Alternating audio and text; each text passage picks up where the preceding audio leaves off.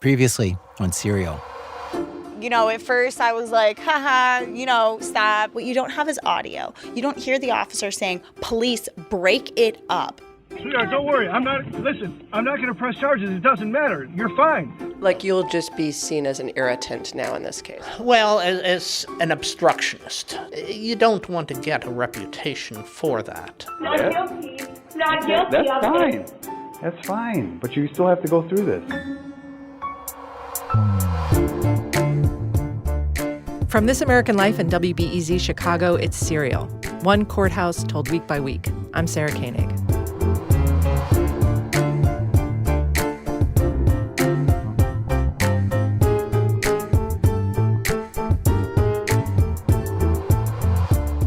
First thing I said to myself when I looked at the list of felony judges in Cuyahoga County was, holy cow, that's a lot of Irish names. Well, truthfully, that was the second thing I said. First thing I said was, where are all the Jews? Second thing, so many Irish. There's Judge Corrigan, another Judge Corrigan, Judge Holly Gallagher, Judge Shannon Gallagher, Judge Kelly Gallagher, Judge Shaughnessy, Judge Sheehan, Judge McClellan, Judge McCormick, Judge McDonald, Judge O'Donnell, and Judge Donnelly. Second to the Irish are the Italians, namely Russo, and Russo. Judge John J. Russo, Judge Joseph Russo, Judge Michael Russo, and Judge Nancy Margaret Russo. At the end of the list is Judge Satula and her cousin, Judge Satula. And finally, Judge Sonnenberg. I know, sounds like my kind of judge, but she's actually Italian, married to Sonnenberg. The upshot, in a courthouse where the majority of the defendants is black, out of the 34 felony judges, 32 are white. 2 are African American.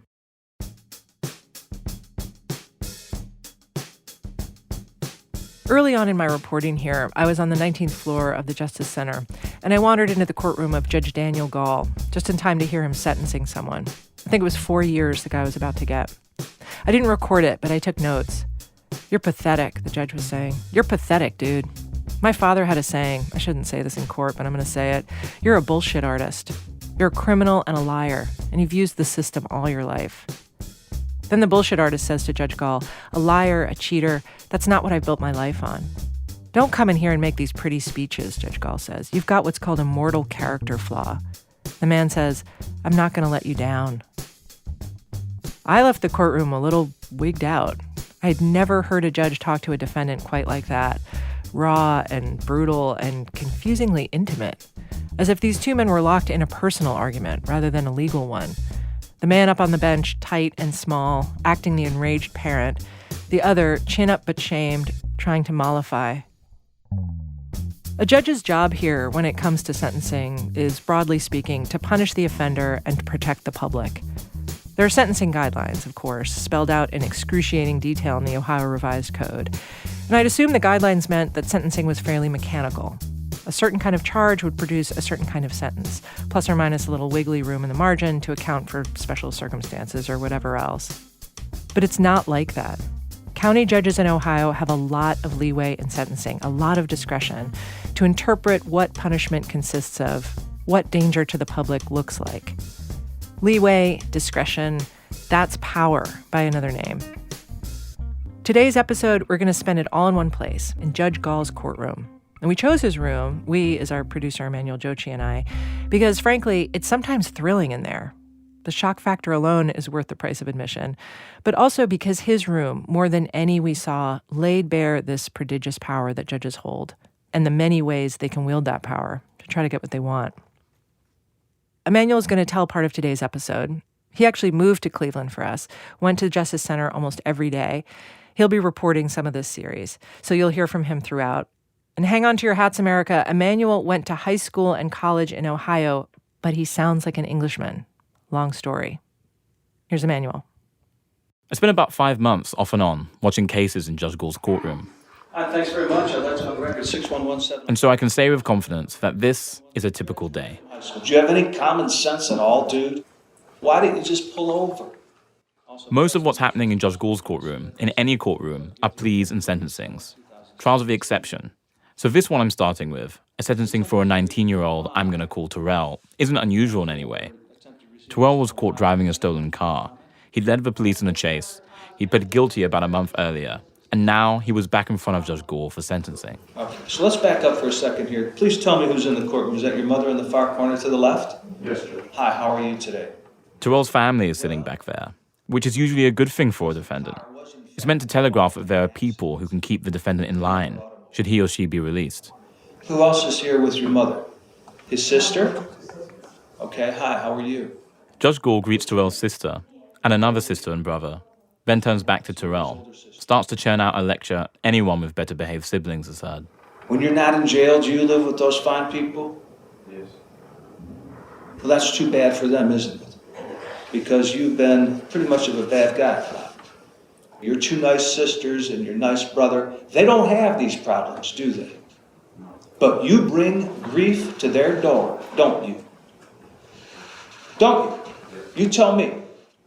Judge Gaul looks at Terrell's PSI, pre-sentencing investigation, which is details about Terrell's background.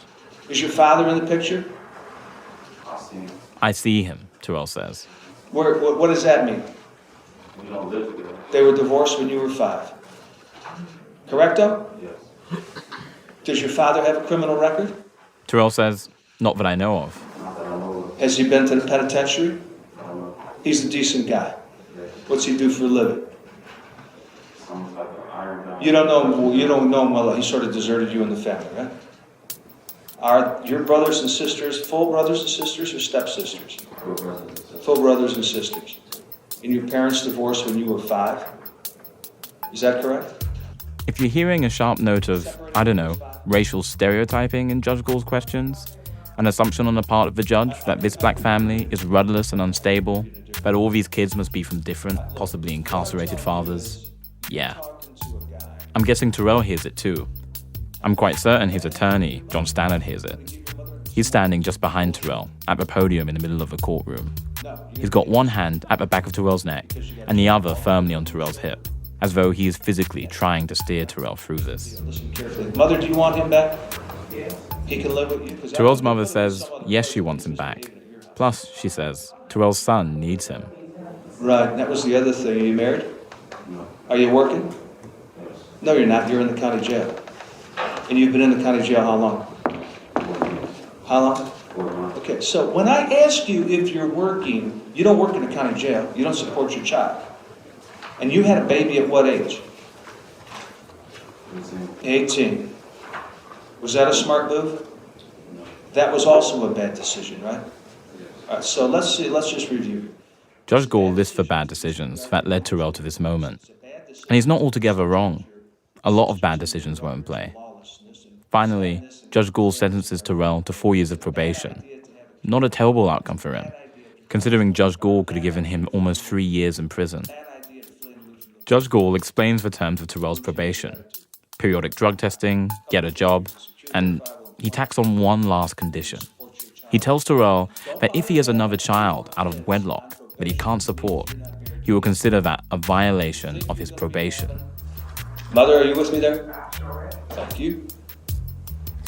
Your mother's talked to you about that responsibility. It's a responsibility to the community. I'm not down with you having kids and dumping them cradle to grave on the shoulders of the taxpayer. Now, I know some people don't think that's politically correct, but that's my view. That's my view. And if you demonstrate irresponsibility to this court, I will send you to the penitentiary. You get a job, and believe me, you're going to pay child support through the Bureau of Support for every child that you have. Terrell doesn't say anything. His attorney, John Stannard, thanks Judge Gaul and escorts his client out. No one in the room points out that what Judge Gaul has just threatened to do is unconstitutional. He can't punish Terrell for having a child, not legally, but this is the sort of thing Judge Gaul does. As the day continues, he puts the same condition on 2 more defendants. If you're on probation to me and you have more kids out of wedlock that you can't afford to pay for, I'm going to send you right back to the institution. As far as I know, Judge Gaul has never made good on this. He issues threats all the time. We're going to tap your cell phone. We can test your hair follicles for opiates right now. It's all bluster. The attorneys know that. And what they also know is that as long as you don't piss him off, Judge Gaul isn't an especially tough sentencer. All of the punishments he handed out on this day were reasonable for this building. He put people on probation whom he could have sent to prison, and the people he did send to prison, He said he'd consider giving early release. So, for defendants and their attorneys, the strategy in Judge Gauls' courtroom is endure whatever he lobs at you. Don't challenge him. Don't trigger him. And you'll probably come out okay. That's what a defense attorney like John Stannard is trying to convey by squeezing Terrell's shoulders. Just hold on. Don't say anything. We're almost there. Can he see me 1 second? Back in his office, Judge Gauls got souvenirs from Ireland. A lot of the judges have Ireland stuff in their chambers. He's also got one of those putter things. Yes, sir. Hi. There are a lot of golf balls. Yeah, well, if you want... That'd be funny if I had a slip and fall case from your golf balls. We have to get a visiting judge.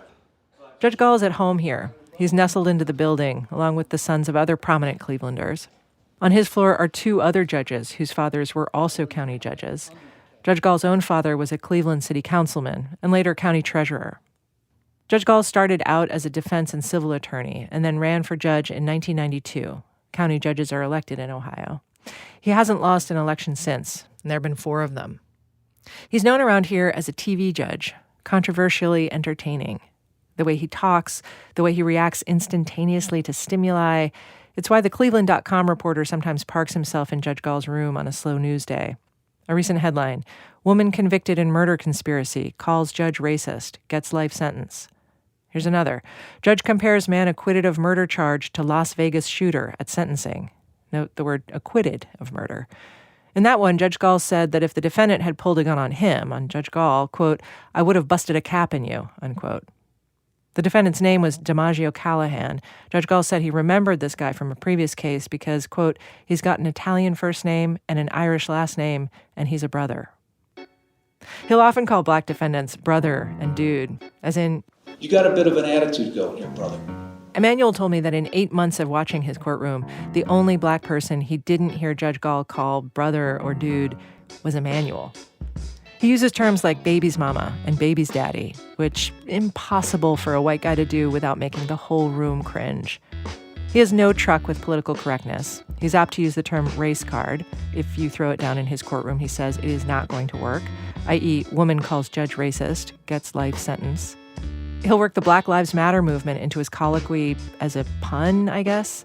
His black life didn't matter to you, did it? He'll say, has said, more than once, to a black defendant regarding a black victim. Judge Gauls knows he's blunt, knows he's skirting, not to quibble, but I'd say crossing various lines, constitutionally and socially. He says he's been called all the names, misogynist, racist, but he says that is the price he pays for trying to connect with defendants. Now, I have been criticized in the past for maybe using a little slang or being a little bit too casual sometimes. But I'm talking to a group of people, and I want to speak to them in their idiom, in language that they can understand, not in legalese, not in footnoted references and just, hey, dude, get real. I mean, I really want them to understand me and understand that I understand them. He's doing something up there, he says. He's not just a functionary. Say what you will about Judge Gauls' personal views and his manner and his temperament, and I will say many things here, but he is not cynical. He's fundamentally optimistic in a way, that he can fix what's broken, defendant by defendant. And I really think I know these people sometimes better than they know themselves, and I share this information, I confront them, I make them think about their lives. Every day, Judge Gauls is seeing all these depressing stats made manifest. It's almost always there in the PSIs. He'll see that the defendant's parents were drug addicts or abusive, couldn't or didn't take care of their children, maybe ended up in prison themselves. And now this person, a product of foster care and a board of education with kids of his or her own, comes before Judge Gauls having committed a crime, sometimes a horrible crime. It's a rotten family cycle, and Judge Gauls wants to break it. He told Emmanuel that's why he's asking defendants about their children. You ask me why I ask people how many kids they have. Yeah, why go there? Because it should be an issue of social concern. It's not politically correct to ask people how many children they have. Why, I don't know. I think perhaps because some people think it disses women. It's not about that. If I believe that most of the people are in here because of abuse or abandonment or neglect as a child, and I do, then I want to see to it that there aren't kids that are just born and left by themselves and abandoned. You know, some people would say, well, you're a misogynist. Wait a second. I'm defending little boys and little girls who are brought into this world and raised in foster care for the rest of their life. What do you think their chances, Emmanuel? And what percentage of the kids can be born into poverty before we don't have a middle class anymore? Or there's a permanent underclass? So, theory meet practice. Please tell me you don't have children. Whoa. This woman had pleaded guilty to theft, an incident at a Macy's. You have children? How many? Okay. Her lawyer tries to help her out. He explains she has one child and a second on the way. And you're pregnant now? Even better. Wonderful. Who's the first baby's daddy? Judge Gall gave her a couple years probation. This was on a Monday. Over the weekend, Judge Gall had read an article about the percentage of children born on Medicaid. After the Macy's woman left the courtroom, he started talking about it. Anybody see the story in the paper about the percentage of children born in this country on Medicaid? Anybody see this? I don't even want to know, moaned a defense attorney. New Mexico, I think, leads the country, 72%, he told them. And the national average is over 50%. I believe it, said a prosecutor. We'd hear Judge Gall cite this statistic from the bench several times as the months went on. Judge Gall is one of the most transparent judges in the building. His worldview seemed woven into every proceeding. He liked the old days better, when Cleveland was better, and America was better, when people were more respectful, more resilient, less whiny. Now we're dealing with a generation raised on ADHD medication, which did who knows what to their brain chemistry, and these millennials, nourished on participation trophies, think they're owed something from the rest of us. All of this whole building, the 13,000 felony cases moving through the criminal court each year, Judge Gall traces it to a frightful shortage of personal responsibility.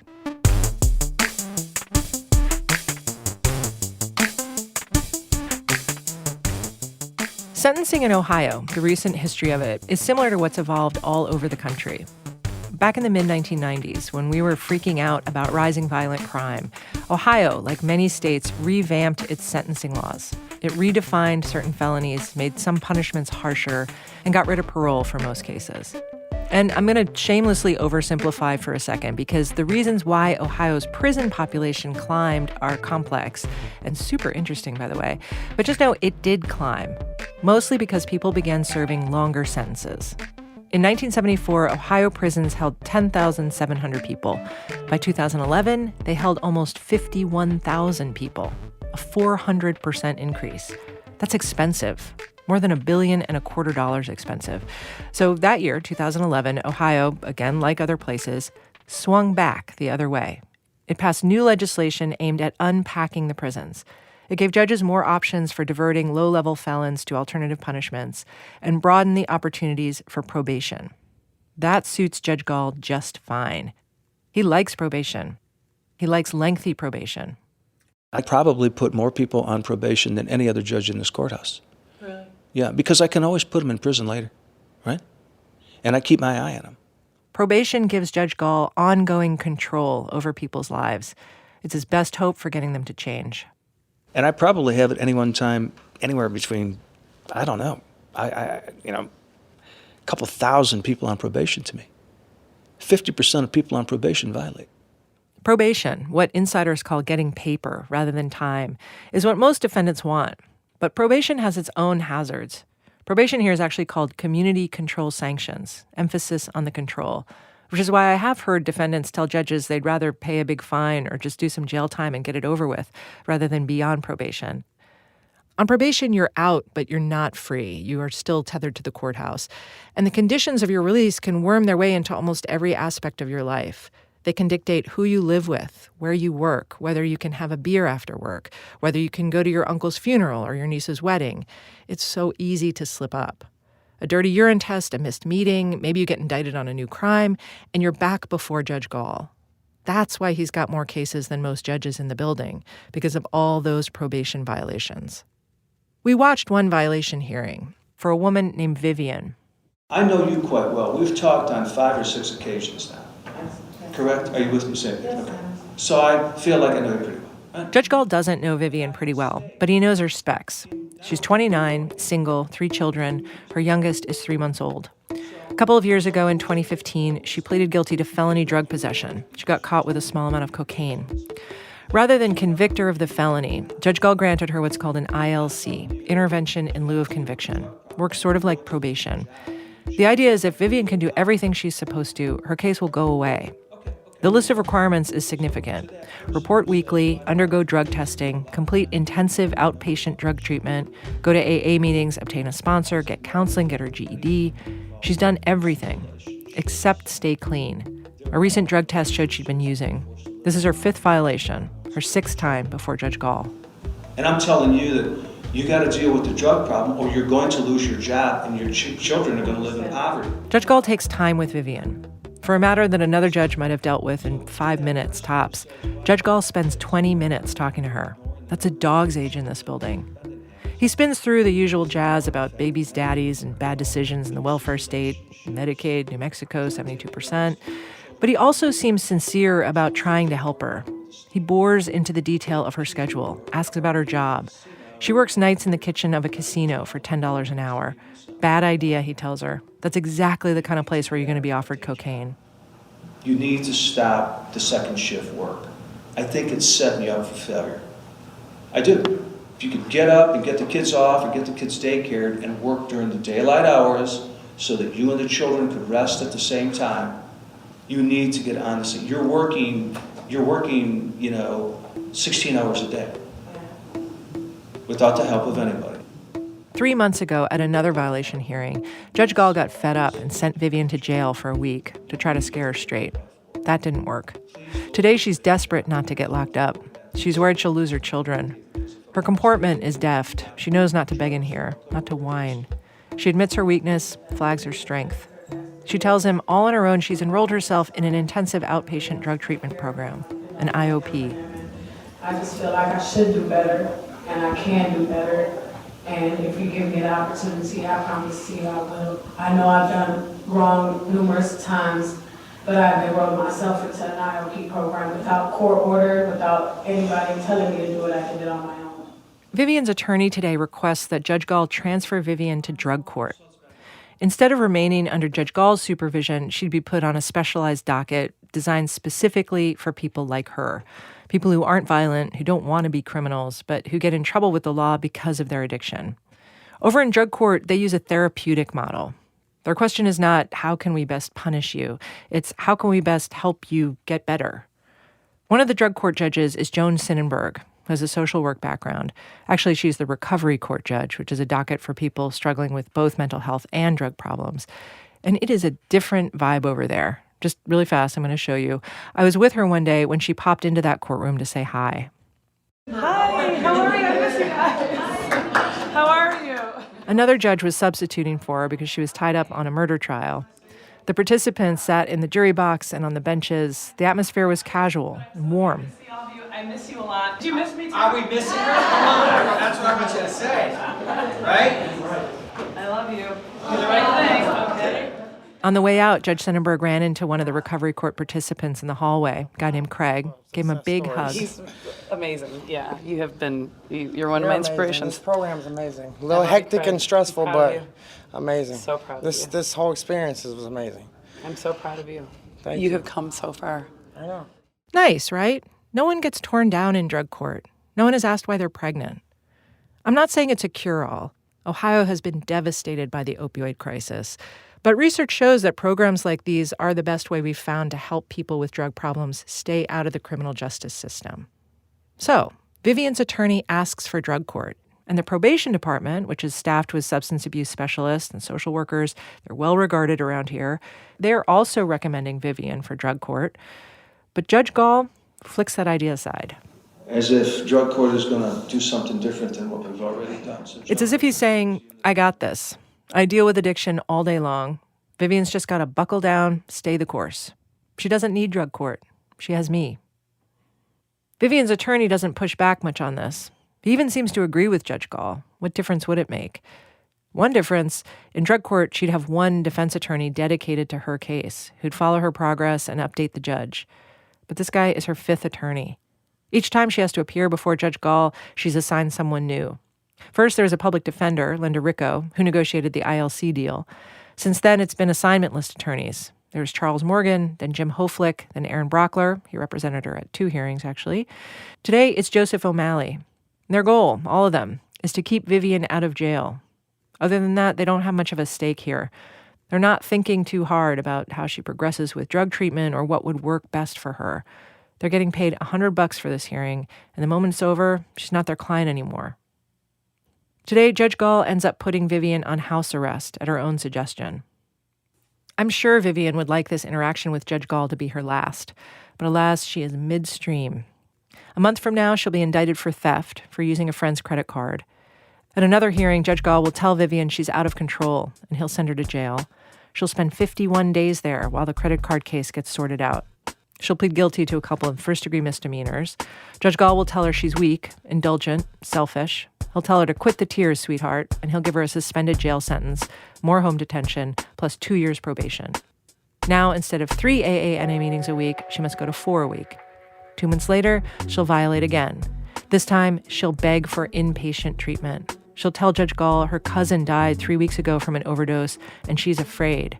I need help. I need help. She'll say it 7 times. I need to learn to get through this sickness. You call it a sickness and I call it a crime, he'll say. He'll send her to jail. Once again, she will leave her 3 sons, who by this time are 9 years old, 6 years old, and 9 months old, with their grandmother. After Vivian has spent 66 days locked up, her 9th assigned lawyer will write to Judge Gall asking him to let her out, and Judge Gall will release Vivian from jail. He'll put her on probation for another 1.5 years, and now she must attend 5 AANA meetings a week. Judge Gall is trying to help Vivian, at least I think he is. But consider, if Vivian had gone to drug court, that new theft charge would have been rolled into her existing case. It would not have affected her status in drug court at all. If she'd been in drug court, it's unlikely she would have spent even 1 day in the county jail, much less 127 days. If she'd been in drug court, and if she was anything like the other drug court participants, almost all of whom backslide and struggle, she would have graduated from that program in about 13 months.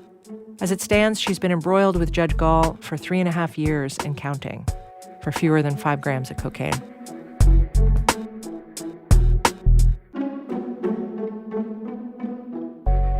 This is possibly the most profound and least examined question in the building.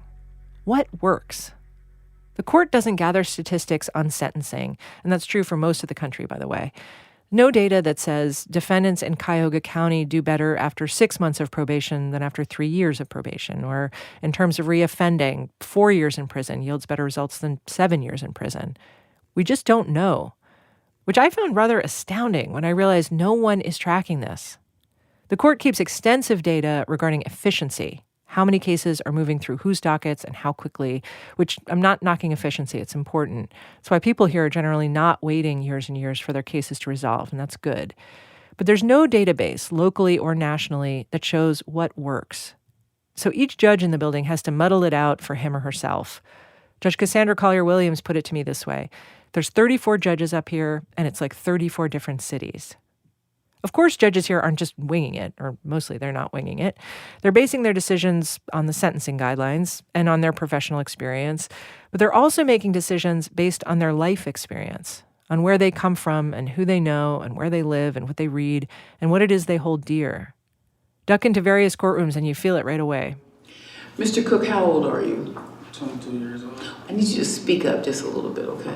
That's Judge Collier-Williams on the 23rd floor, taking a plea, case of felonious assault with a gun.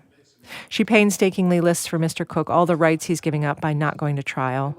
With gentleness, she makes double sure he understands what she's saying. Okay, so what's the total time you're looking at? The possibility? 11 years. From 5 to 11 years. Understand? Yes. Okay. Finally, she lectures him. Thank you. I accept your plea of guilty to count 3 and find you guilty thereon. Just kidding. She's done. No muss, no fuss. Though we have seen her do this.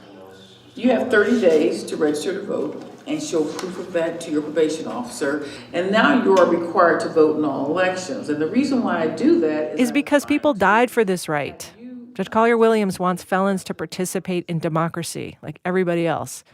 But she actually stopped doing this ever since the ACLU had a little chat with her. Again, unconstitutional. Judge Michael Donnelly on 19, he'll only discuss pleas on the record, no backroom sentencing deals. Judge Janet Burnside, down on 16, finds she's giving people accused of serious crimes longer and longer prison terms because she's so struck by the sheer violence she's seeing. But for probation, she swings light.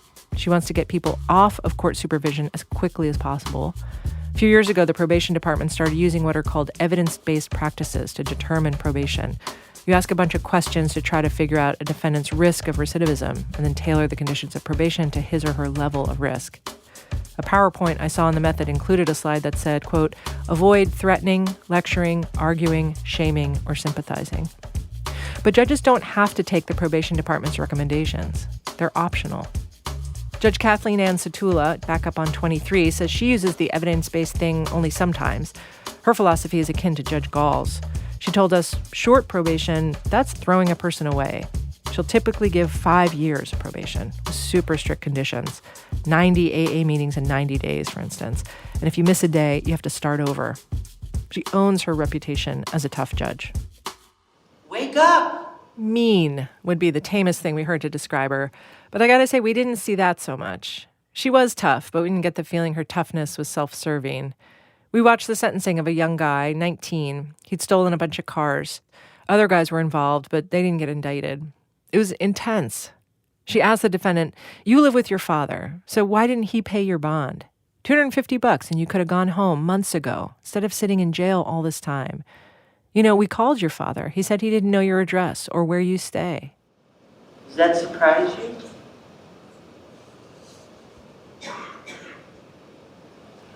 Yes, ma'am, he whispers. You're standing here all alone. There's no Lewis, there's no Marquis, and even your father doesn't want to stand here with you. Does this tell you something? Do you have any thoughts about this in your head? Yes, ma'am. What are they? Share them with me. I've been going down the wrong path. Yeah. Big time. By the end, they're talking about his future plans. She mentions college. I don't know. Can one stiff talking to change the trajectory of a teenager's life? I don't know. Maybe. When I ask judges here, how do you know? How do you know if what you're doing is working? They'd talk about the people who come back just to visit or who write letters or whom they see on the street, who say thank you for being hard on me or thank you for giving me a chance. You helped me. I have my kids back. I'm doing well, which must be great for a judge to hear. But rigorous evidence, it isn't. For Judge Gall, I wasn't exactly sure what he needed to see from a defendant in order to declare success until we came upon the case of Rayshawn Ellis. That's after this.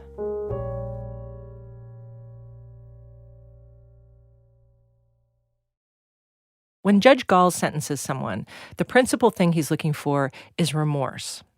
Emmanuel and I have heard him say these two phrases dozens of times: acceptance of responsibility, demonstration of remorse. Rehabilitation can't begin until there's some acceptance of responsibility, some candor with the court, some demonstration of remorse, right? Acceptance of responsibility, showing remorse. Judge Gall did not invent these phrases. They come from federal and state sentencing guidelines. And they sound bedrockish, like they're probably chiseled into the courthouse wall someplace. But in practice, they're controversial because acceptance of responsibility or showing genuine remorse, what does that mean? What's that supposed to look like? It's subjective. Some judges will say, well, you pled guilty, so that's taking responsibility right there. That's enough for me. But in Judge Gall's room, a plea alone, definitely not enough. He needs to hear you say it. Even better, he wants to feel you feeling it. If you do, it's a good bet your sentence will be lighter. If you deflect responsibility or stay mum on the subject, the sentence could be heavier. The starkest example we saw of this was the sentencing of a guy named Rayshawn Ellis. Rayshawn was 31. He'd been a defendant in many cases ever since he was a teenager. Some charges he'd beat, some he hadn't. And the year before, he'd picked up a new case, or caught a new case, is what everyone says, as if it's a virus. Anyway, Rayshawn caught a new case. Serious charges, felonious assault, weapons violations. It was a messy incident, but the gist was that a guy shot a gun out the window of Rayshawn's car while Rayshawn was driving, and a fight had broken out. Early on, Judge Gaul made it plain he thought Rayshawn should plead guilty. But Rayshawn said he wasn't the instigator of this debacle, and what's more, he had tried to de-escalate the situation, to break up the fight. He'd been scared for his own life, he said. Rayshawn took the case to trial, and he won, mostly. He was acquitted of the most serious charge, felonious assault. But he was convicted on 2 weapons charges, both of which carried the possibility of prison time. Because of the gun in the car, even though it wasn't Rayshawn's gun and he didn't fire it, the jury found he was still criminally responsible for it. Immediately after the verdict, with the jury still sitting there, Judge Gaul launched. Rayshawn, he said, you should have resolved this case a long time ago. You, sir, are going to be looking at the harshest possible penalty, okay? Because I'm not going to put on a street a person that's so dysfunctional and destructive that doesn't understand that you should have resolved this case without risking 23 years on the first count if you found him guilty. 26. Right? I want to pause on this for a second so the perversity of the moment can sink in. Judge Gaul is angry at Rayshawn for refusing to plead guilty, for risking huge prison time on an assault charge, for which he has just been acquitted, not guilty. That's what's dysfunctional and destructive, refusing to plead. And that's what makes Rayshawn deserve prison. A month later, Emmanuel went to Rayshawn's sentencing. We were curious to see what he was going to get. It was a Monday morning. Rayshawn was one of his first cases of the day, and already Judge Gaul was worked up. You get indicted and you don't admit your responsibility. You don't demonstrate any remorse. You know you're going to go to prison on a probation violation because I've told you that through your attorney. Right? He's going to go. Rayshawn had been on probation to Judge Gaul when this new case happened. That's partly why he was pissed. Judge Gaul starts listing arrest after arrest, charge after charge, dropped or not, that Rayshawn faced ever since he was a juvenile. Then he and Rayshawn's attorney, John Mizanin, start relitigating the facts of the current case. John's exasperated, and not pretend exasperated.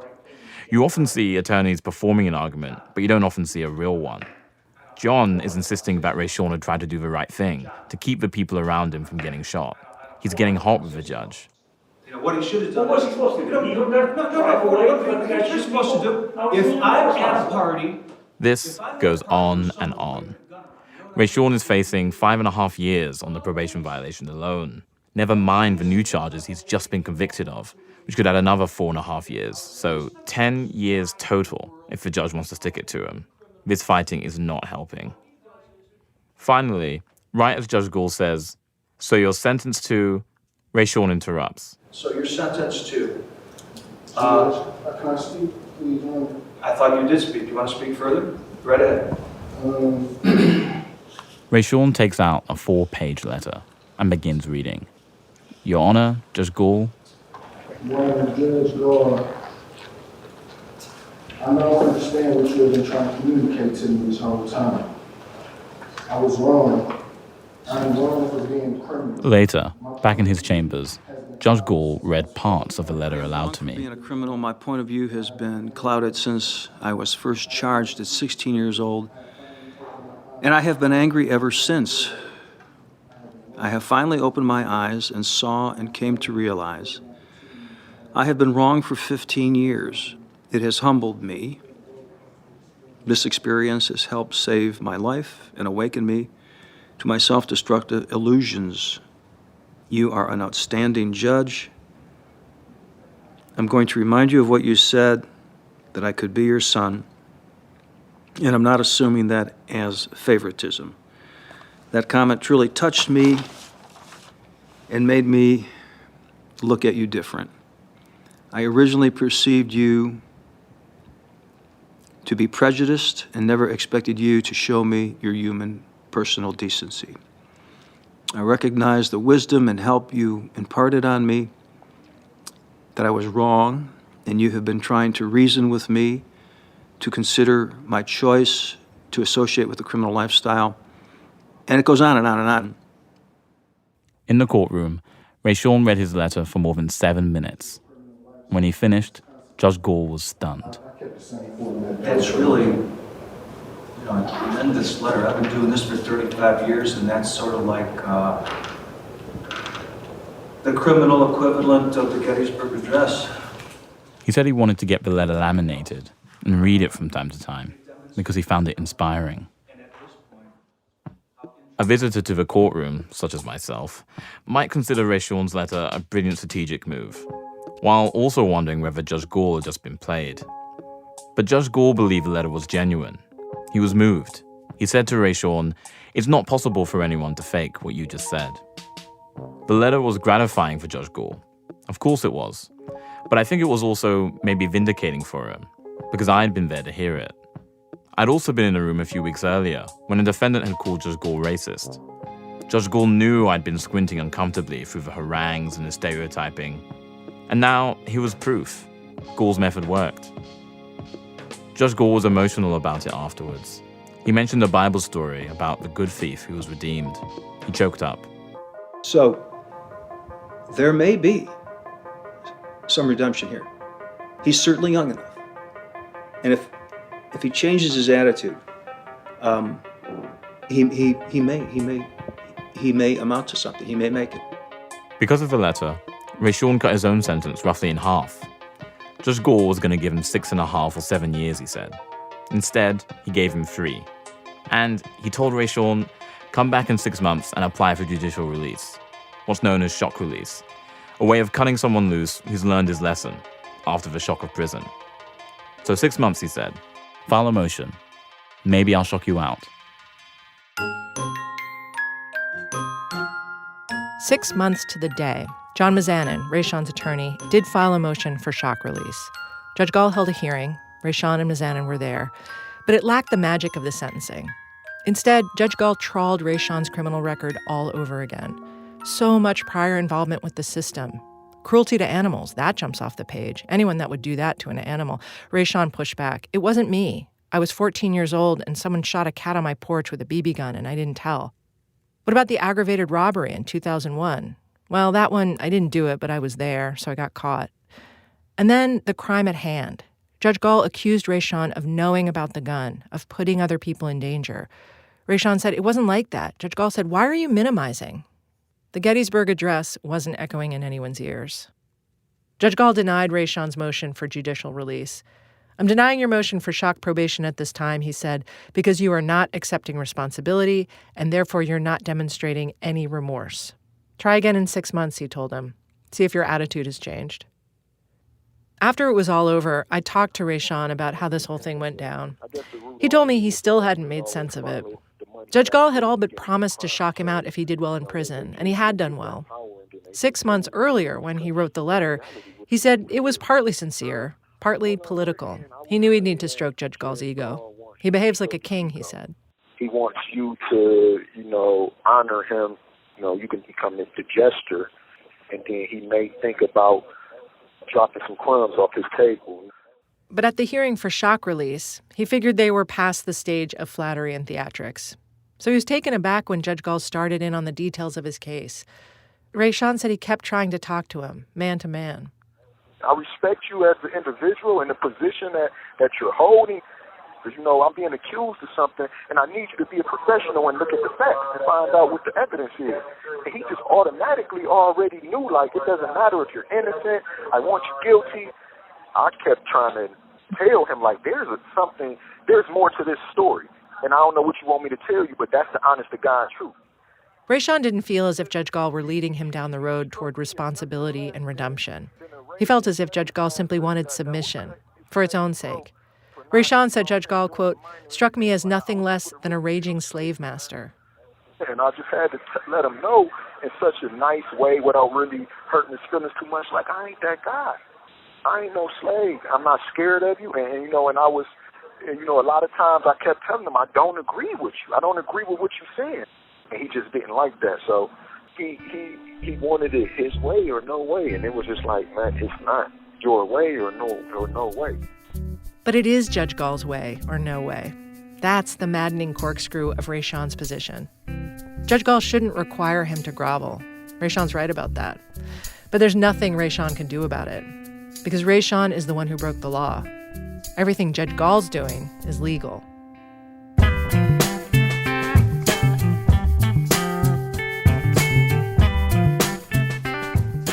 If you're wondering, does Judge Gall ever get in trouble for the way he runs his room?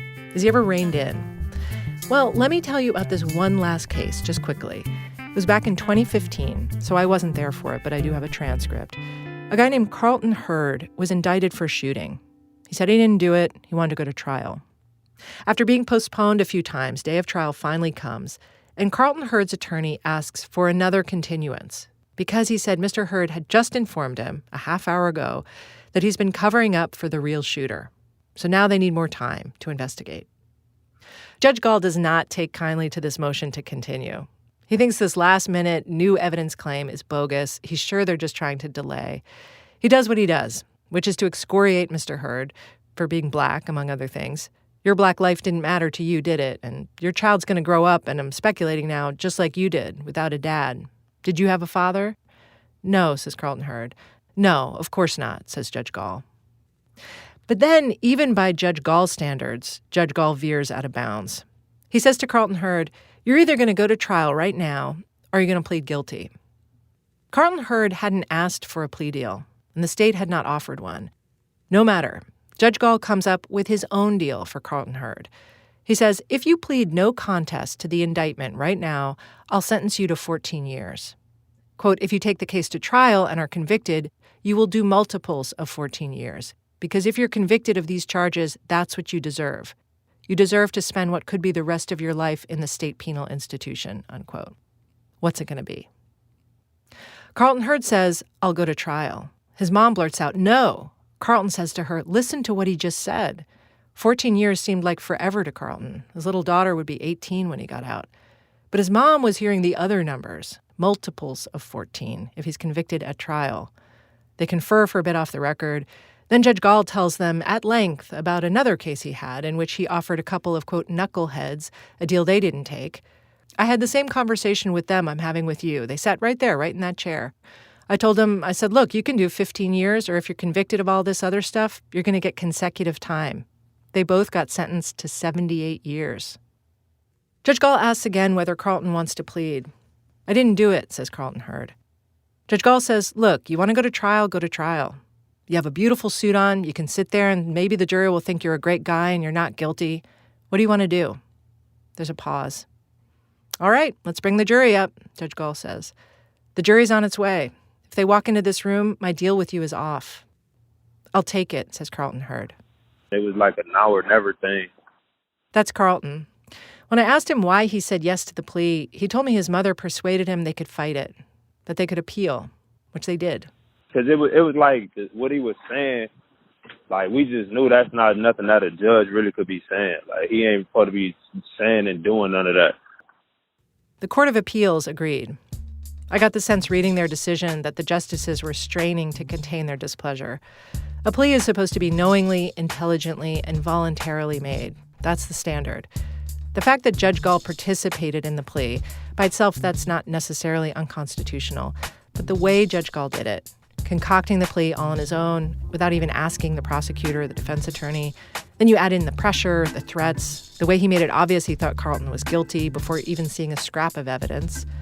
The only thing Carlton Hurd could have knowingly and intelligently concluded, the court said, was that he was unlikely to get either a fair trial or a fair sentence after trial from Judge Gall. Under those circumstances, they said, the plea was not voluntary. It was coerced, unconstitutional. They vacated the plea and then took the extraordinary step of ordering that Carlton Hurd's case be reassigned to a different judge. The forcefulness of the Court of Appeals decision was remarkable. Then something more remarkable happened. This summer, almost 3 years after being locked up, Carlton Hurd went to trial, this time in front of Judge John Russo. And he was acquitted of all charges. So, what does this mean for Judge Gall? For the moment, nothing.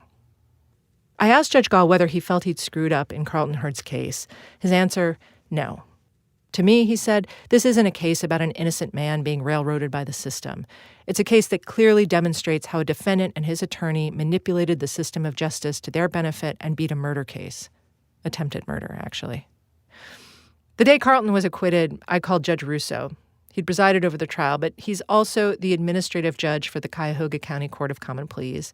He's not Judge Gall's boss, but he is the public face of the court. I caught him on his cell right when he got home from the trial. Is there any consequence for Judge Gall because of this? I mean, there isn't from me. So I don't, he's a colleague, and so I don't reprimand him or sanction him in any way. After the verdict, when Carlton Hurd was acquitted, Judge Russo had apologized to him, said coercion has no place in the system, etc. Judge Russo clearly disapproved of how Judge Gall had handled the case. But now on the phone with me, he was sounding rather mealy about that. What seems frustrating is that there isn't some automatic now review or some automatic investigation, something. I mean, I've seen him do this in his courtroom to other people. And it's wrong. It's wrong. And if any judge is doing that, somebody needs to be made aware of it. I mean, that's it. There's a process. So whatever that process is, it has to be started by somebody. I would argue that Judge Russo is a somebody. I talked to another Cuyahoga County judge who was outraged by this case. He's a somebody. A couple of attorneys on this case, whom I also spoke to. They're somebodies. The Court of Appeals judges who ruled in this case. What about those somebodies? If any of these somebodies is afraid of reprisal from Judge Gall, they can even complain anonymously to the Ohio Supreme Court. There's a state board on grievances and discipline that has the authority to investigate and sanction judges, disbar them if necessary. Judge Gall has actually been through that process once before, in 2010. I won't give you the details, but suffice it to say the Supreme Court justices were appalled by what Judge Gall had done and said in that case. And then they gave him a fairly minor reprimand, a 6-month suspension of his law license, meaning he was able to stay on the bench. As of right now, I've not heard that anyone has filed a complaint with the Supreme Court against Judge Gall because of Carlton Hurd's case. Nothing about the case has been reported in the local newspaper or on TV.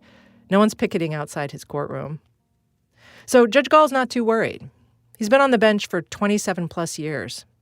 I take my role as protecting the peace and dignity of the state of Ohio very, very seriously, and I wasn't elected to be stupid, he said. If he's being lied to, he's not going to sit back and pretend it's not happening.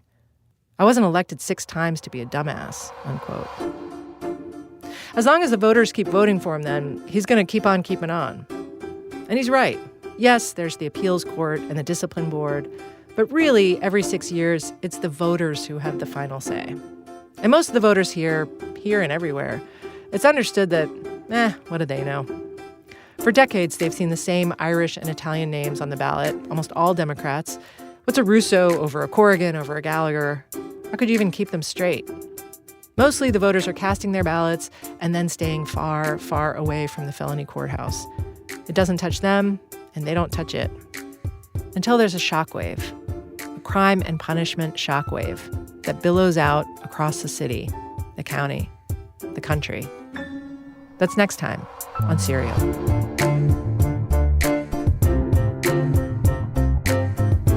Serial is produced by Julie Snyder, Emmanuel Jochi, Ben Calhoun, and me, with additional reporting by Ida Liaskovsky. Editing on this episode from Ira Glass, Nancy Updike, and Hannah Jaffe-Walt. Whitney Dangerfield is our digital editor. Research and fact-checking by Ben Phelan. Sound design and mix by Stowe Nelson. Music clearance by Anthony Roman. Seth Lind is our director of operations. Serial staff includes Emily Condon, Julie Whitaker, Cassie Howley, and Francis Swanson. Our music is by Adam Dorn and Hal Wilner, with additional music from Matt McGinley and Fritz Myers. Our theme song is by Nick Thorburn, remixed by Adam Dorn.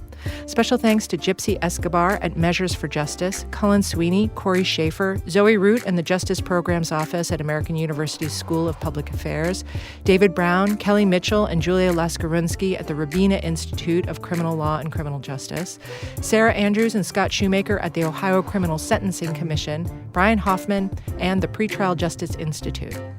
Finally, the art on our website was made by Adam Maida. He created the mural for this episode, and Moth Studio did the animation. Please please check it out at serialpodcast.org. That's serialpodcast.org. Also thanks to Studio Rodrigo, who did the web designs. In particular, Ben Averill, Juliette Wang, Or Levite, and Koi Wong. Serial is a production of This American Life and WBEZ Chicago.